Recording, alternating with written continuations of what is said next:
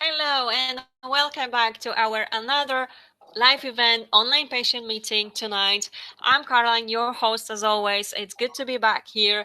I hope you have a wonderful day and are ready to find out a bit more from Elena today. Hi Elena, how are you feeling tonight? Hi, Caroline. I'm feeling good. I'm feeling good. It's a good day, and I'm excited to be here.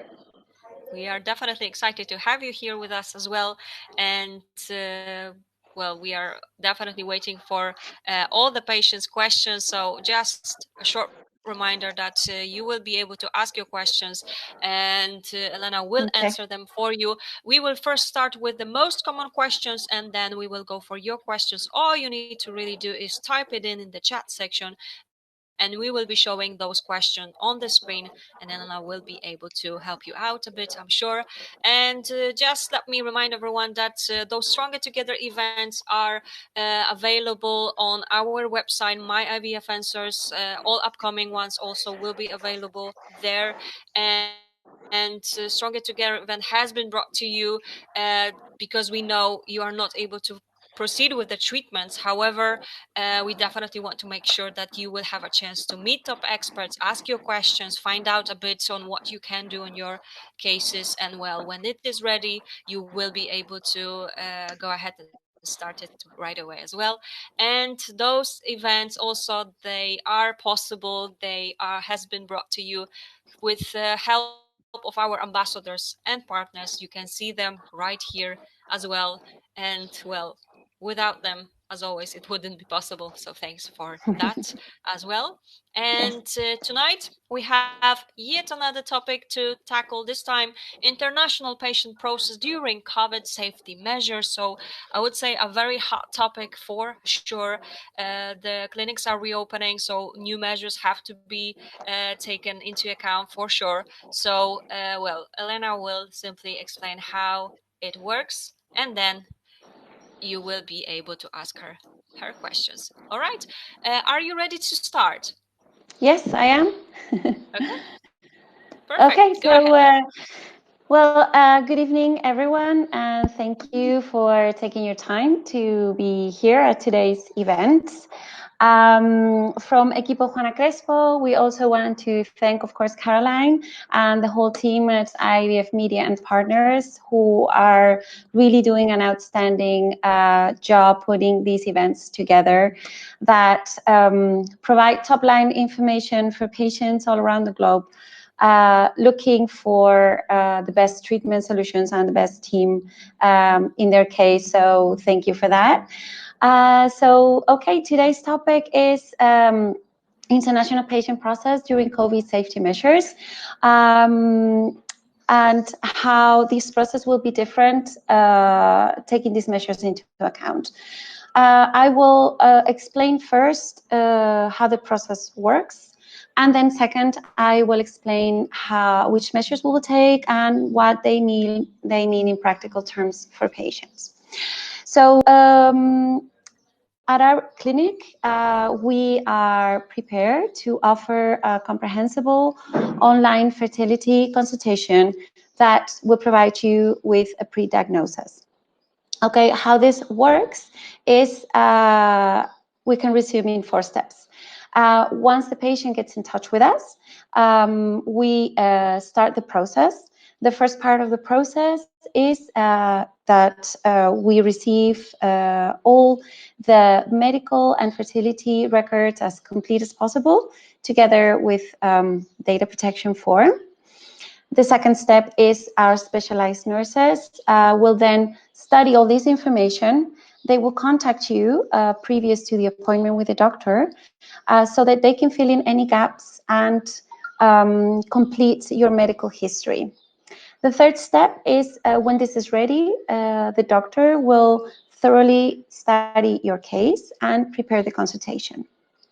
Fourth step would be the consultation itself. In this consultation, the doctor will go through the details with you to have a clear picture.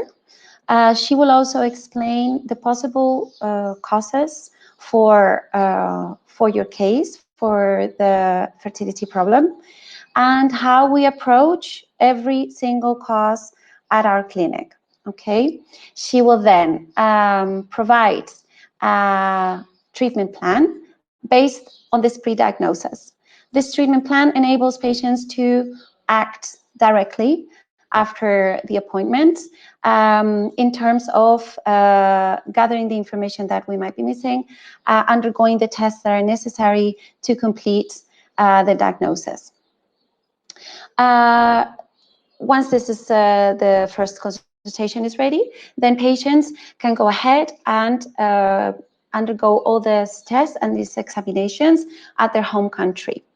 They will send us the results, and then we will review the results, make any amendments, and confirm the personal treatment plan. Okay. We will every time confer with the patients. We will inform them either by telephone or an online consultation what this confirmed strategy will be, and then we can start the process.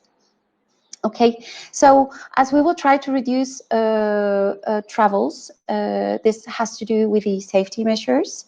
In most cases, it might be possible to complete the whole process up to an embryo transfer with 2 or 3 visits, sometimes a little bit more, sometimes a little bit less, okay? Everything will depend on each personal strategy. We have to take into account, for example, whether we need to prepare the ovaries in advance, whether we need a uterine or a tube procedure, and whether we need, sorry, always bearing in mind that we will only go for an embryo transfer once we can confirm that the patient has the best preparation possible, okay? And this has to be personalized for each case. Having said this, of course, we will try to always adapt the treatment process to every patient's needs and every patient's situation as much as possible, but without compromising the treatment strategy, and of course, without compromising the chances of success, okay? Then our second point, the safety measures that we are undertaking to resume all the treatments as we are doing now. Okay, so the goal is ensuring everyone's safety. We make sure that nobody infected gets in the clinic, and this way we also make sure that nobody gets out of the clinic sick, okay? This is very important. So why is it safe now to go ahead with treatments with the information that we have now, of course? I think we can resume the measures in 4 points, but first of all, what do we know now that enables us to resume treatments and go ahead? So we know there is no scientific evidence to contraindicate pregnancies, as the virus does not affect the pregnancy and it does not affect the embryos. No fertility societies have contraindicated this, and no countries have contraindicated this. Pregnant women that acquire COVID-19 do not have a worse prognosis than a woman of the same age that is not pregnant, okay? So it is expected that they get over it with mild symptoms or asymptomatic, as the tests that have been performed of women infected with COVID have been similar to the general population. Also, we know that no COVID has been found in oocytes or in sperms or in embryos. It has not been found in amniotic liquid or the umbilical cord or in breast milk. And we also know that it does not pass the placenta barrier, and it is not an STD, so it is not transmitted as a sexually transmitted disease. We also know that 82% of the infected people have symptoms, which is why our first and constant filter will be a clinical symptom questionnaire. I will explain later.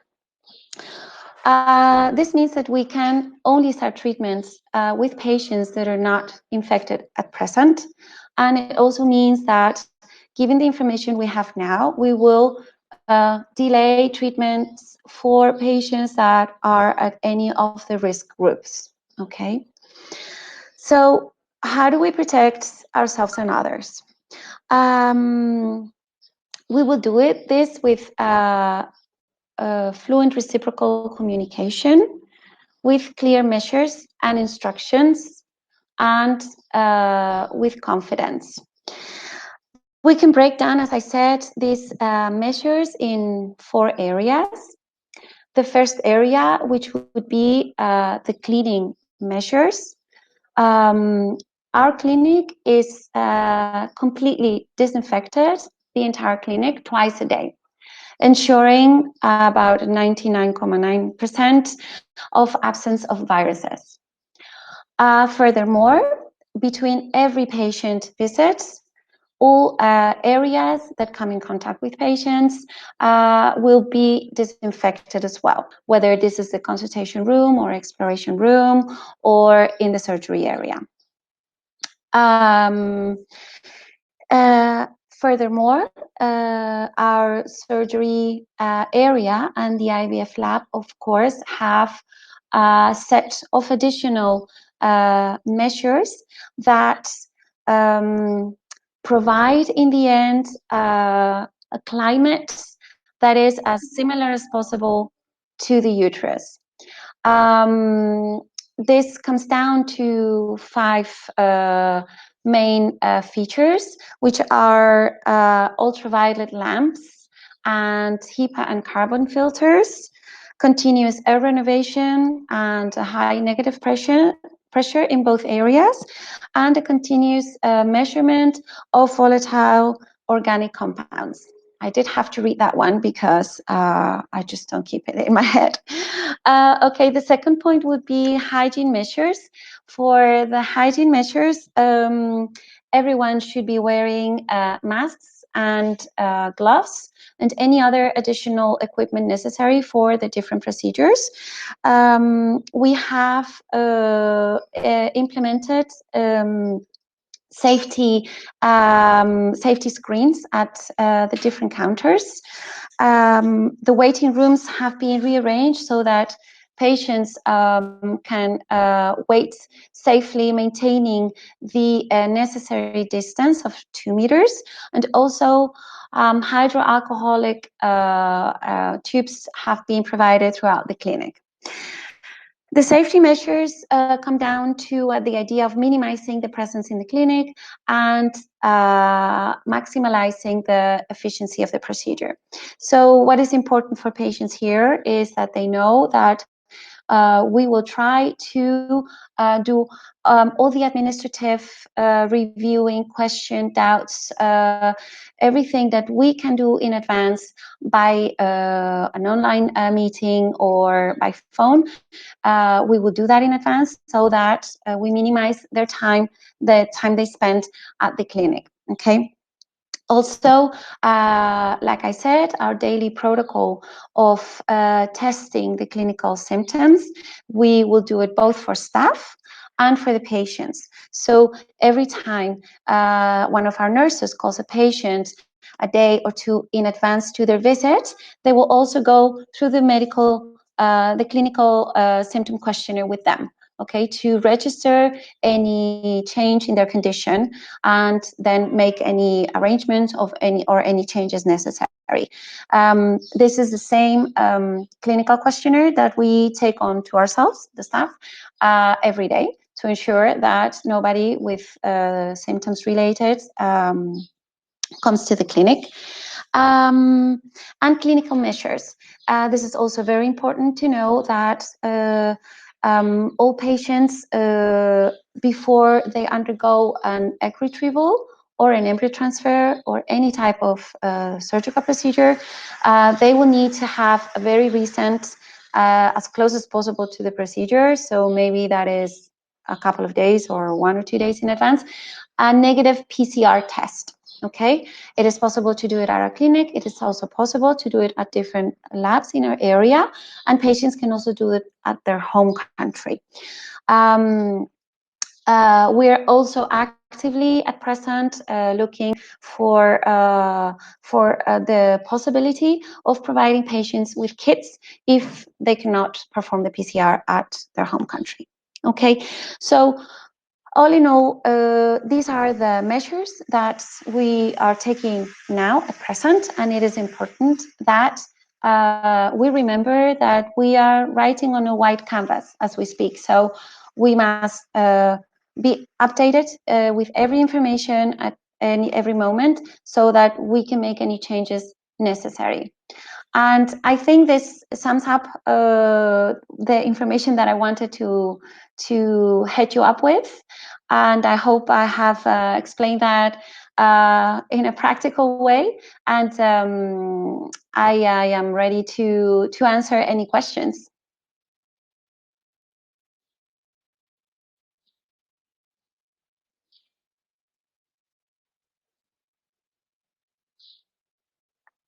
Hello, can you hear me? Hello. Okay, I am back. Don't worry. Thank you so much for that introduction. Well, lots of interesting and, well, definitely important things to remember. And, well, it is true. It is time for our most common questions. And right after that, we will go to your question. And so, the first one is, well, when are you starting? Okay, so we can start treatment now already. As a matter of fact, like I said, we are resuming all the treatments now that needed to be put on hold, as it was advised, and we are contacting all our patients and going ahead with all the treatments. For people who have not yet started treatment, it is possible to book an online consultation with us and start with the pre-diagnosis, start preparations, and start the treatment already. And so hopefully to be able to come to Spain in a very short term. Okay, perfect. Thank you so much. I just need to click on something once again to make sure that it's working, because somehow it's changed for us. So just give me a second. I want to make sure. Okay, I hope that will work. Okay, sorry. Now we will be able to go back to the question. Next one, which COVID-19 safety measures do we have to take into account? Okay, so from the perspective of patients, which COVID safety measures we have to take into account? You have to think of, I would say, 4 or 5 aspects. The first one is if you're about to start treatment, of course, we will check with this together with you that you do not at present have any symptoms. If you do have symptoms, we will have to check with a PCR test that it is negative, okay? Say your PCR test is negative or you do not have any symptoms, and we can start the treatment. What is important? It is important that you then monitor your own condition. Okay, so that you can proactively let us know if there is any change in your condition, and we can take the necessary measures. It is also important to foresee if you can do a PCR test where you live, and if not, tell us in advance whether this is the case. We will see if we can send you a kit if we have the contacts, which we are working on, and if not, we will together redesign your strategy so that we can make it work and you can take the test here. Okay, that is a preparation checkup that you can do to foresee if you can do the PCR test back at home, and also how long the results take. Okay. Then you have to take into account that every time you come to the clinic, you have to be prepared. We will remind you with the call of our nurses, but you will have to prepare for the visit by wearing the mask, wearing gloves, being on time. This is very important to minimize everyone's presence and to be able to be efficient with the procedures, and to maintain the distance. And once you're at the clinic, and I know this is a shift in the way we usually behave, but I think the situation is making us also change in different aspects of our lives, to be aware that we do not unnecessarily touch surfaces, for example. Okay, so those are the things that we have to take into account from the perspective of the patient. And last, it is important that once you start the process, you also maintain as best as possible all the safety measures wherever you live, of distance and wearing masks when you go outside, etc., to also avoid coming in contact while on the process. Excellent. Thank you so much once again for your explanation. And next question is up. Which tests can we undergo at our home country? Okay, so for the preparation of the treatment, from our part, you can do all the necessary tests at your home country. The tests that we usually need are blood examinations that are pretty straightforward, such as serologies and blood groups, and preparation for the surgery, sometimes karyotype. And in specific cases, we might ask for more specific blood testing, and to assess the uterine factor, we also quite often request for a pelvic MRI and a hysterosalpingogram. So if it's possible for you to do all of these tests at your home country, then we're happy with that, and we'll only need to get the results back from you.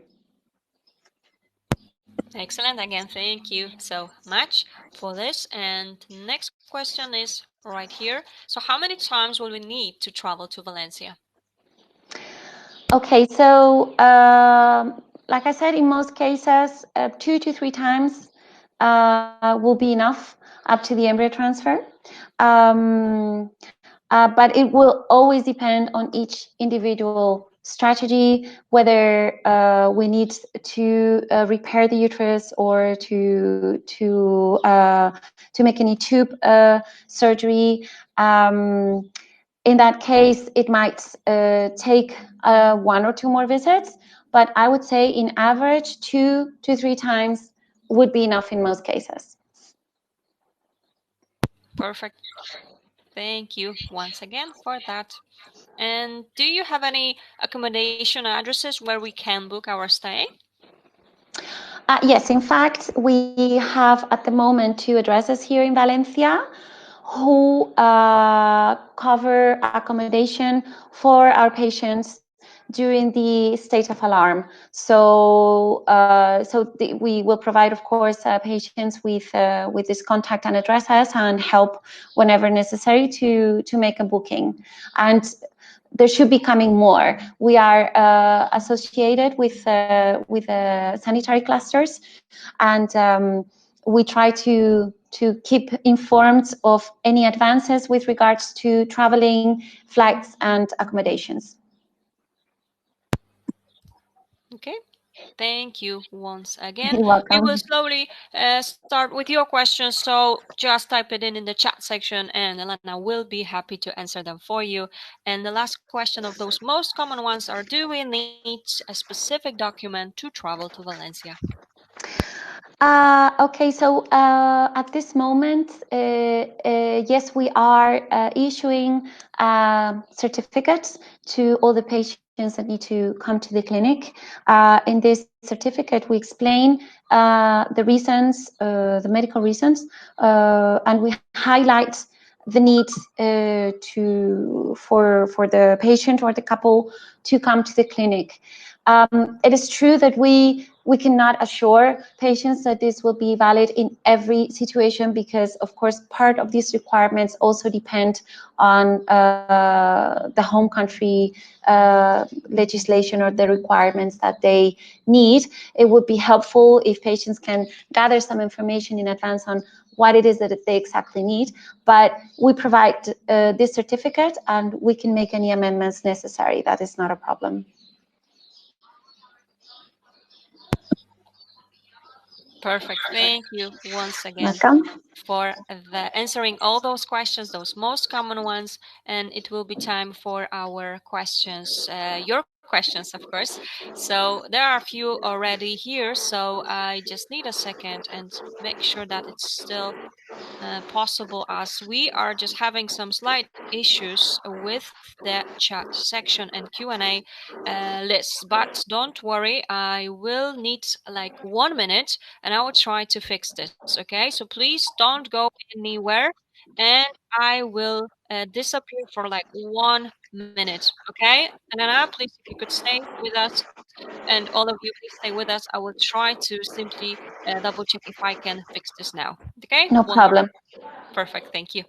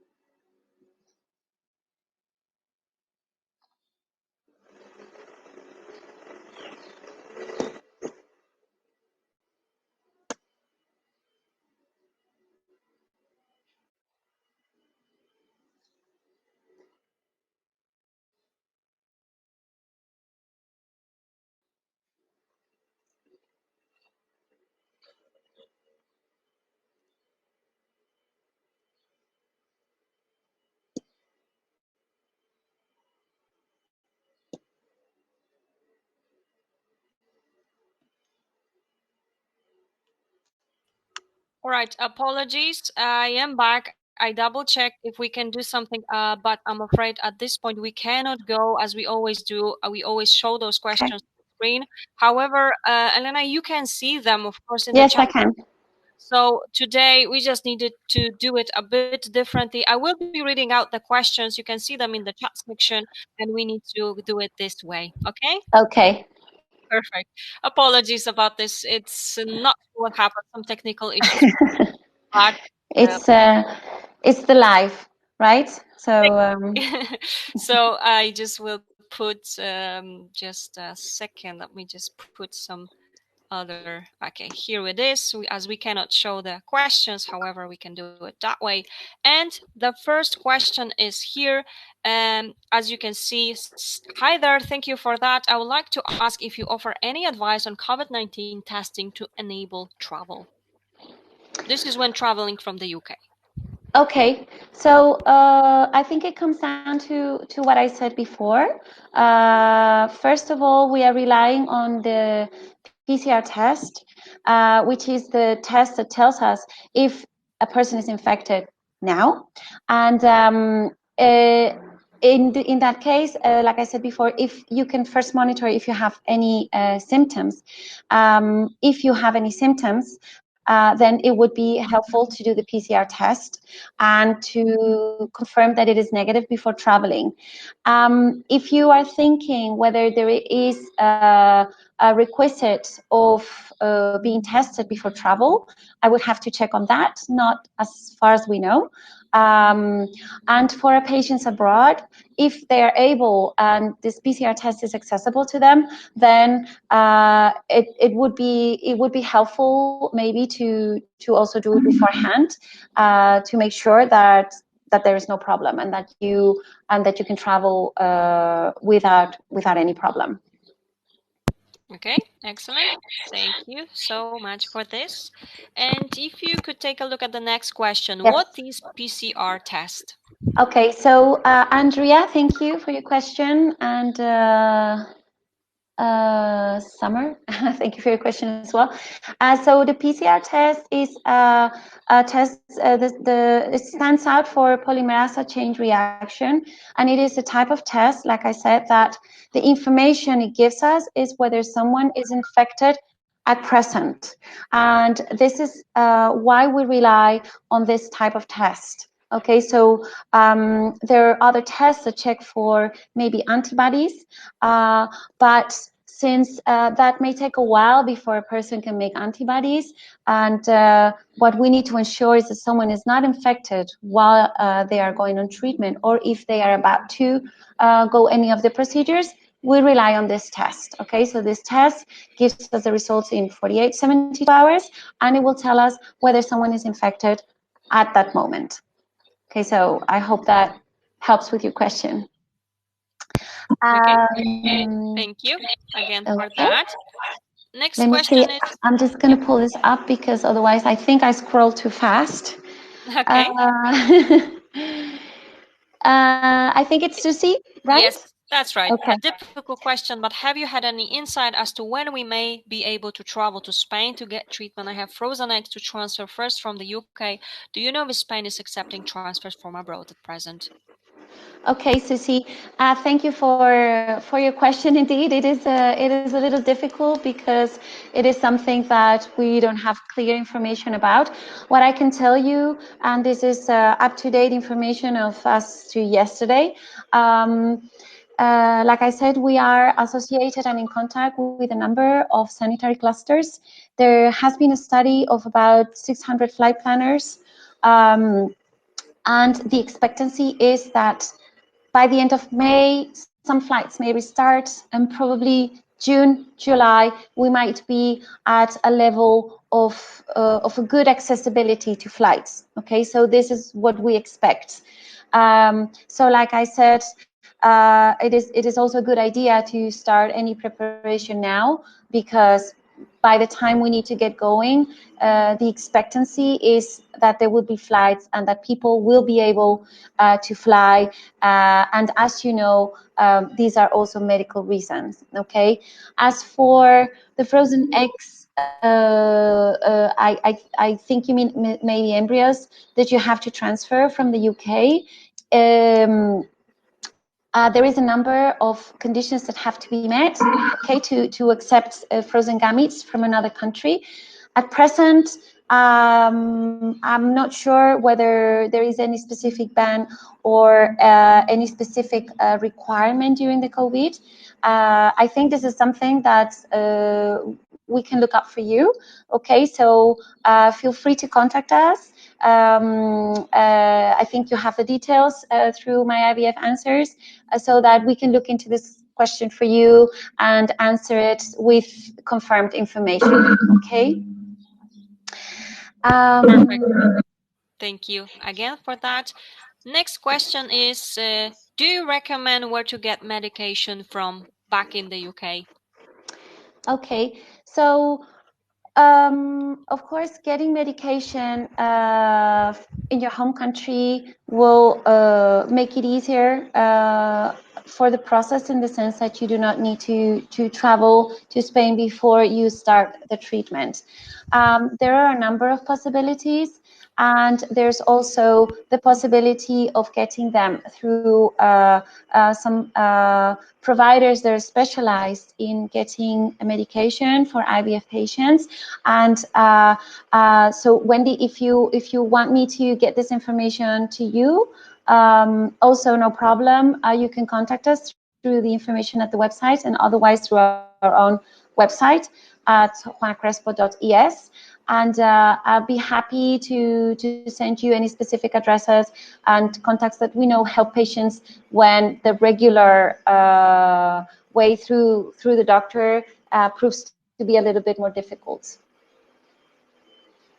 Okay, thank you once again for the question as well as your answer for this. Okay, Okay. someone is praising the clips in the background. Thank you, Angela.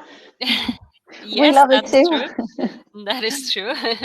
Okay, perfect. And well, there's another one right here. Thank you for all the explanations. How long does it take from the beginning of the stimulation until we get transferred if we will need to treat a uterine factor?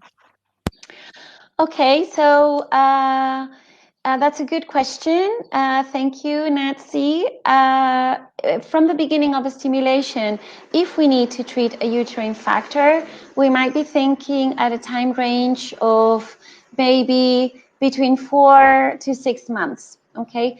When we have a uterine or a tubal factor that we need to take care of to ensure that the house is as prepared, as perfect as possible before an embryo transfer, then this is what we should be thinking of, okay? It will depend in every case. Sometimes maybe we speak of 3, 4, and then sometimes we can extend to 5 or 6. Excellent. Thank you once again for that. And next question is, so can embryos be tested for COVID-19? Okay, well, there is no scientific evidence that the virus can inhabit in the embryo. The babies that have been born from mothers who had the COVID, there was no trace from the placenta to the embryo, and there was no trace in the amniotic liquids or in the umbilical cord. So therefore, as far as the scientific evidence goes, it is not necessary to test embryos for COVID. Again, perfect. Thank you so much for this. And could you explain to us what is a NGS test? An NGS test is a test that is used to discard chromosomal abnormalities. And we can do this to the embryo. So it is to discard any genetic abnormalities to the embryo. I hope this is. I hope this helps. It is also quite a medical question. Yes, but still, I believe that it was something that patient did understand. So, so thank you for this. And You're welcome. next one is up. Is it possible to have frozen embryos transfer from Spain to UK? We've had them frozen since February and would like to restart treatment soon. Okay, Tash. I think we covered a little bit that question before, as there was another participant that also has material frozen in the UK. I refer to that question. Please contact us after this event through any of our emails so that we can thoroughly look into it. Normally, it is possible. There is a criteria that needs to be met, and I don't have your specific file and your specific details before me, but we should, of course, double check that in the present situation that we find ourselves into, there are no extra specific criteria or waiting terms or any of the sort. So I'd be happy to look into this question. And so if you want to, feel free to contact us. Okay. Excellent. Thank you once again. And just to let everyone know, you can simply use this link I have just sent to you. And with that, you will be able to simply get in touch with Elena and her team. And I'm sure they will be able to provide you with more details as well. Okay. The next question is from Andrea. Is the Ema test relevant? Okay, so Andrea, the Ema test, well, That will really depend on each particular case, and it will be the doctor that will have to assess whether it is necessary to do it or not. Okay, perfect. Again, thank you for that. And next one, what if we were to contract the virus on the plane going over? If you were to test us upon arrival, would the virus show up? Okay, so Susie, of course, we would have to follow up on your medical condition. Like I said, if you were to contract the virus on the plane, normally it takes a couple of days until or a few days until the symptoms would show. And we would, if you think that there has been any contact, which is one of the questions on the questionnaire, or that you, I don't know, something has happened around you that makes you suspect or think, we can always check. But remember that before we go ahead with the actual procedures, we will have every patient tested. So nobody will go ahead with any of the procedures that I mentioned earlier, egg retrieval or an embryo transfer or a surgical procedure without a negative PCR. So we will always check up to the last moment, okay? And this way, everyone will be reassured that we're doing the things as best as possible and as we should to preserve the safety of everyone. Okay, again, You're thank you welcome, Summer. once again for your question and your answer to this. And next one, sorry, is right here. How much is the cost for IVF treatment with egg donation at your clinic? Okay, Christina, I'll be happy to provide you with any price information. As Caroline has shared, I think the contact, please feel free to send us an email and we will forward you the cost of the treatments at our setting. We personalize everything, treatments and budgets, so we really have to make sure that we know what it is that you need in order to provide the price. So feel free to send us an email, and we will give you a heads up of approximate prices. Excellent. Thank you again for that. And yes, the link has been sent just a few minutes ago. You Thanks. can go ahead and check it. Okay. And next one is actually just to clarify from my last question. You think flights may resume in June, July to allow UK citizens to enter Spain? Okay, Susie. Yes, this is what we think, and it is furthermore also what, like I said, companies such as flight planners and others that are experts in their business also expect. So we will have to wait and see. If you check sites, you can see that from the end of May, there are steadily more and more travel options. So yes, we hope and expect that June, July, our patients will be able to come over to complete their treatments. Yes, exactly. We are definitely waiting on that. So fingers crossed it will go as planned and no other issues will follow, right? Everyone is definitely Exactly. Fingers crossed. exactly for sure. Okay, and how long does it take to transfer the embryo if need to treat a uterine factor? Because I didn't hear you clearly. Okay. Hi, Fiorella. Okay. From how long does it take to transfer the embryo if we need to treat a uterine factor? Okay. So it will depend on the exact treatment that the patient has to undergo for the uterine factor. But if we already have the embryos and we have treated the uterine factor, normally between 2 to 4 months, 2 to 3 months. Okay, thank you for that. Another one is, as you can see, thank you for answering the question clearly and constantly. And You're well, welcome, Tash. perfect. And next one is right here. How often do you perform PCR test COVID-19 for medical staff of the clinic? Have you done it already? What extra safety measure in the lab do you have for biological materials of HIV positive patients? Okay, Nina, thank you for your question. So we perform a PCR test COVID for medical staff if necessary, and always when they show symptoms. So like I said, our first filter is a clinical symptom checkup every day because we know that 82% of infected patients will show symptoms.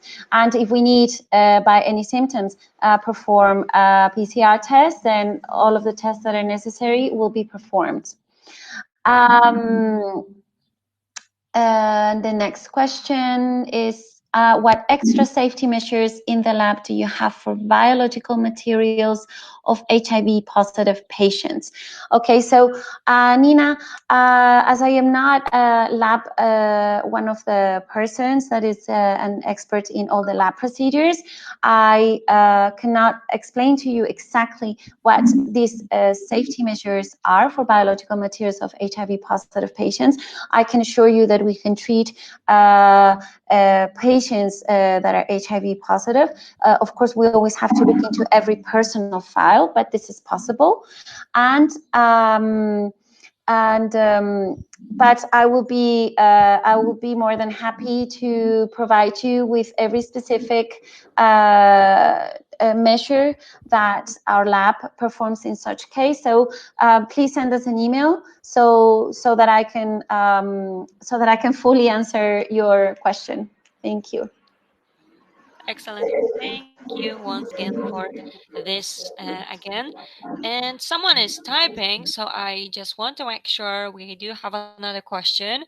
Yes. So thank you for the answer. And I have this question that I ask myself always: is it possible if the fallopian tubes were removed to replace a new or artificial fallopian tubes? Okay, Christina. Okay, Christina. So I had to reread your question. No. Fallopian tubes cannot be replaced. All right. Thank you for clarifying that as well. And again, someone is You're welcome. okay. That is another thank you. Thank you so much, Elena, and good job. Stay safe. Okay. Thank you. So Thank you, everyone. I want to make sure that all the questions have been answered. So, and ask, of course. So, if you have any left, this is like final call for those questions. So, go ahead and type them in. If not, we will be finishing for today. But I would already like to thank you, Elena, for joining our initiative, for joining us tonight, for your time, for explaining how it's going to look like, because it seems that, in every clinic, there will be new measures, new safety measures, of course. So I guess we need to all prepare for that. So thank you so much for explaining how it's done at Juana Crespo. And it's at least it's good that we are able to move forward, and the patients are now starting the treatment as well, as I believe. Yes, at the clinic. Yes, like I said, we are resuming treatments, and we've increased our activity in the last 2 weeks by, I would say, already 50%. We are very excited. We are very thorough. We understand that this situation requires us to completely change the way we worked before, and to ensure, like I said before, the goal is to ensure everyone's safety, so both staff and patients. And that is also why this reciprocal communication is so important, that also patients are aware of this, that they also monitor their condition, and that they also actively preserve their health. And we are optimistic, and we are very much looking forward to being at our normal activity levels. Amazing. Thank you so much again. You're Definitely, we welcome. are definitely hoping for that. In the meantime, one more question has just popped in here. So if you could take a look, if there are 2 or 3 visits needed before embryo transfer, how long roughly would each visit need to be? Okay, so Maddie, usually we're in most cases we're talking about visits that are roughly about 2 to 3 days. In some cases, maybe a little bit more.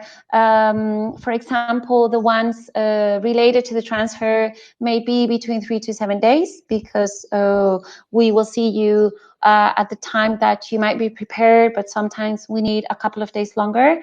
But this is roughly what you would have to think about. Okay, so visits of around 3 days, and then thereabouts a visit that it's a little longer. Okay, Thank thank you. you. Thank you as well. Again, someone is typing, so I just want to make sure. Yes, there's another question. So, is there any drug to boost sperm if a partner has a low sperm, or if it's not easy for him to get sperm through masturbation? Okay, Christina, I would be happy to ask this information to one of our specialized physicians, Of course. and to get back to you. As far as I think, there is not. Okay, but as I am not medical staff, I will be happy to double check this question for you. Excellent. Exactly. So just one more time, just you can simply use this link, and there it is an option for us to ask your question to Elena and her team, and I'm sure they will be able to check it with their staff, with the doctors, and they will get back to you. Okay. And there's one more. So how long would the embryo transfer visit be? Okay, so like I said before, how long the embryo transfer visit be? This can depend. We might be able to get everything done with regards to the embryo transfer in about four or 5 days, or it might be up to 7 days. Okay, this will depend on whether you are prepared at the time that you come into the clinic, which is how we usually plan the treatment. If you are prepared on that day, say you have traveled the day before and you are prepared on the day that you come in for the control, then depending on the embryo culture, if it is a day 3 or a day 5 embryo, then those are the days that you need for the embryo transfer. And if we are looking at a synchronized donor cycle, for example, then if you are prepared, usually that day or around that day, the donor egg retrieval will also take place. If we're using your partner's sperm, we will create the embryos, and then we will culture to blastocyst stage. So like I said, 5 to 7 days maybe. Okay, excellent. Thank you once again. And it looks You're like it was our welcome. final question. So huge thank you for to all of you for joining us tonight, and for all of your questions. And if you, as I mentioned, if you would like to get in touch, you can definitely do it via Okay. the website I have sent. In the meantime, so how do you work out whether it's 3 or 5 day embryo transfer? Anything you could add to this?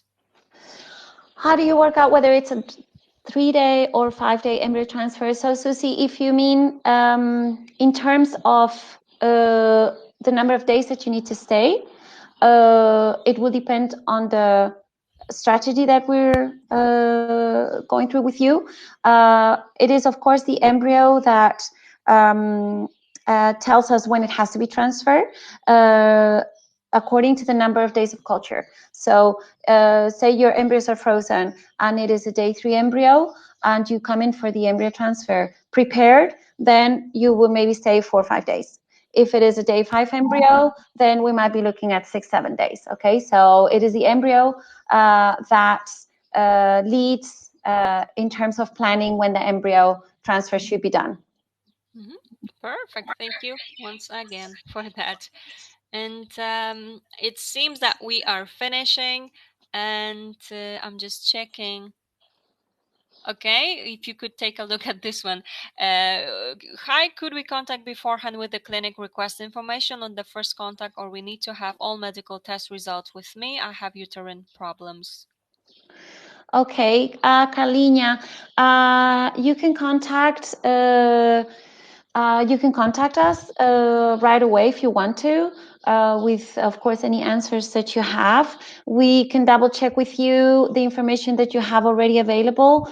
If you are waiting at present for some test results that you have performed, of course, it will be handy to have them, but it is not necessary for you to have your absolute complete records to undergo the online consultation. So it might be best if you contact us and we can have a personal conversation with you to see at which point you find yourself at and which results you're waiting for. And we can advise you whether we can plan for now the online consultation or maybe wait a couple of weeks and until you have everything. So please use the link that Caroline has put there, and we will assess your personal situation with more detail. Thank you. Perfect. Again, thanks so much. And just to make sure you can take a look. So you always transfer on day 5? No, we don't always transfer on day 5. It depends on every specific case on which day we will transfer. We have transfers of embryos day 3 and transfers of embryos day 5.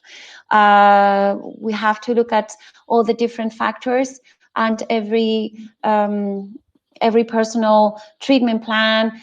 It has to do with many things, the factors, whether there's an egg factor, whether there's a sperm factor, whether there's an age factor. We aim at the best success rates, taking all of this into account. So sometimes the best strategy might be a day 3 embryo, and sometimes the best strategy is a day 5 embryo. Thank you. Well, excellent. Thank you so much. And yes, I guess this was our final question. So huge thanks again for all of your questions, for your comments as well. Thank you for joining us. And this will be it for today. But I just want to thank Elena again for joining us. It has been a pleasure. And well, how do you feel? And also, if there is anything else you would like to add. I feel happy. I hope I have been able to answer as much as possible and as best as possible everyone's questions. And I am also very thankful to, like I said before, to the team, to you for having me here and having this experience of such an event, which is a first, and I will definitely be much more relaxed for the first for the next one if there is a following one. And furthermore, for the patients that I might not have been able to complete the answers that you're looking for, please be happy. Feel free to contact us, and we will do so. Excellent. Thank you once again. Huge thanks for that. And once again, apologies for that technical issues to everyone. As you mostly know, we always show those questions on the screen. Today, we just couldn't fix this. It happened during the event, but we were able to still answer see your questions. So that's the most important part, and of course Elena was able to answer them, so I guess that is all okay. And once again, I would like to invite you to our next event, which starts at 8 p.m. UK time, and we will have another topic to discuss. And of course, this has been recorded, so you will have a chance to watch it on our website as well. Very very soon. If you follow up on YouTube channel, Facebook page, or Instagram, you will be able to see all the past events as well. So I encourage you to do it as well. Elena, thank you so much once again. Have a lovely evening. And well, for a first time, definitely went really good. So I really do hope we Thank will be you. soon being able to do it again. So everyone, have a good weekend. It's 8 o'clock in Spain, and people are starting to clap as we do every day to also thank all our sanitary people that are helping with this situation. And last, I would just like to give a message of cautious optimism. Please forward any questions, any doubts that you have. We are confident that that we're gonna steadily pick up all treatments, and we hope we will be able to help you all. Thank you. Yes, and on that note, we can finish. Thank you so much. And the clapping idea is really, really nice. Yes, This it's is nice. definitely good to hear that. It's good that we have a chance to actually hear it for ourselves as well. Huge thanks again, You're and have welcome. a lovely weekend. Bye. See you soon. Bye. Bye.